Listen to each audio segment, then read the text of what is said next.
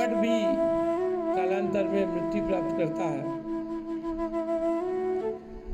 दूसरे भाव में मरुभूति जो है वो हाथी बनता है और कमट एक जहरीला सर्प बनता है।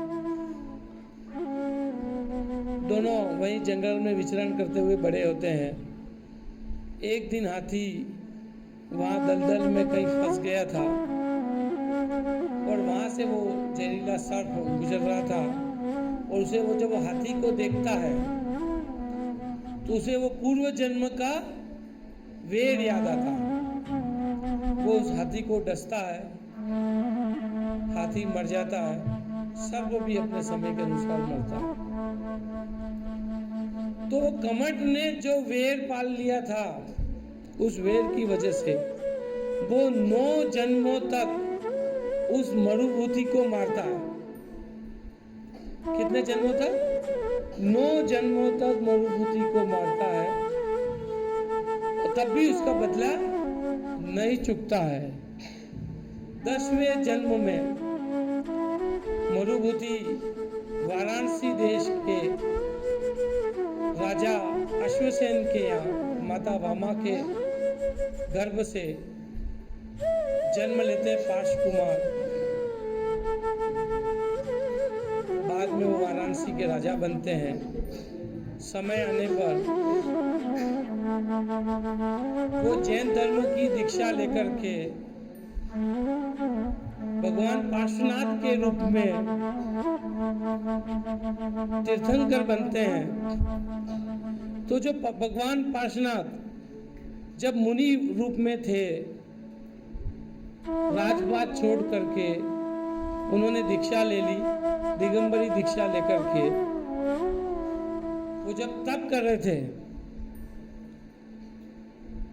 उससे पूर्व कमट जो था वो भी वहाँ मनुष्य के रूप में यहाँ जन्मा था और उसने भी एक साधु वेश करके, साधु बन करके अपना जीवन चला रहा था।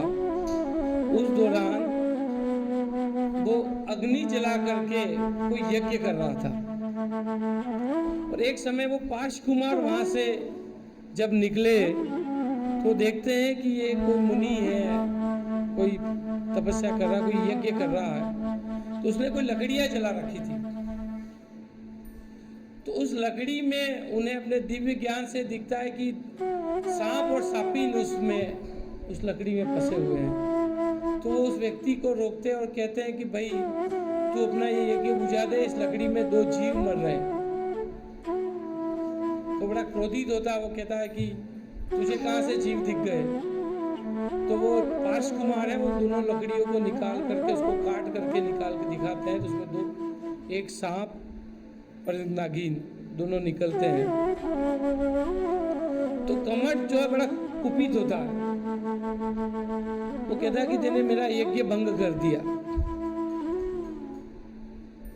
पार्श कुमार ने क्या किया था? उस नाग नागिन को बचाया था, लेकिन उस कमट को क्या लगता है कि मेरा यज्ञ भंग कर दिया। उसे पूर्व जन्म का वो भास, वो वेर भी याद आता है।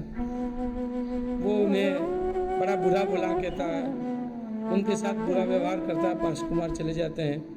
बाद में वो दीक्षा लेते हैं, दिगंबरी दीक्षा लेकर के तप करते हैं। तो जब तप कर रहे थे तब उस कमट को वापस याद आता, ये जो मरुभूति है वो तप कर रहा है, इस तप को तो मैं पूरा नहीं होने दूंगा।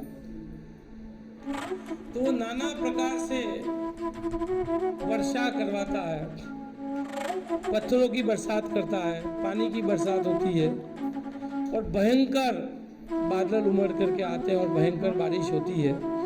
उस बारिश में वो जो मुनि पार्श कुमार तपस्या कर रहे थे, उस तपस्या को भंग करने का जो प्रयास किया जाता है, लेकिन उसी दौरान जिस नाग नागिन को पार्श कुमार ने बचाया था वो मर करके देव हुए थे। उन देवों को धरणेंद्र और पद्मावती बने थे। वो उन्हें दिखता है कि पार्श कुमार उसी मुनि ने जिन्होंने हमारी रक्षा की थी, जीवन बचाया था, वो वहाँ प्रकट होते हैं और वो पद्मावती जो नागिन जो थी, जो देव में बनी, वो पार्श कुमार को अपने सर पे धारण करती है और वो धर्मेंद्र जो नाग देव थे वो अपने 7 फण फैला करके उनको बचाते हैं। उससे पार्श कुमार की जो भगवान पार्श्वनाथ की जो तपस्या थी वो पूर्ण होती है। बाद में वो मोक्ष जाते हैं और भगवान तीर्थंकर बनते हैं। और कमठ क्या जाता है? नरक में जाता है। क्यों जाता है? क्योंकि उसने 10 जन्मों तक वो वेर को नहीं भूला। पार्श कुमार तीर्थंकर क्यों बने, भगवान क्यों बने? कि उन्होंने पहली बार में ही क्षमा कर दिया। जब उसके भाई ने उनके साथ, उनकी पत्नी के साथ दुराचरण किया, उस बात को भी क्षमा कर दिया, अपने मन में क्षमा को धारण किया, तो वो 10वें जन्म में जाकर के क्या बनते? तीर्थंकर बनते हैं। और एक उनका वही भाई था कमठ, जिसने वेर अपने मन में पाल दिया था और उस वेर की वजह से 9 जन्मों तक उन्हें मारता रहा और 10वें जन्म में भी उनके ऊपर उपसर्ग करता रहा, उनके अत्याचार करने का प्रयास करता रहा। वो कहाँ गया?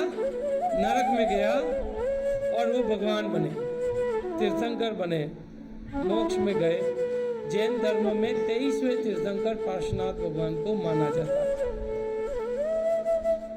तो क्षमा का और वेर का क्या फल मिलता है, आपने इसको देखा और समझा। यदि आप किसी भी व्यक्ति को क्षमा करते हैं तो आपका जीवन उससे शांतिमय बनेगा, सुंदर बनेगा, आपका जीवन सफल बनेगा, आप समृद्धि की तरफ जाएंगे, आप उन्नति की तरफ जाएंगे। लेकिन आप किसी के भी प्रति वेर को पालेंगे तो क्या होगा? अवनति की तरफ जाएंगे।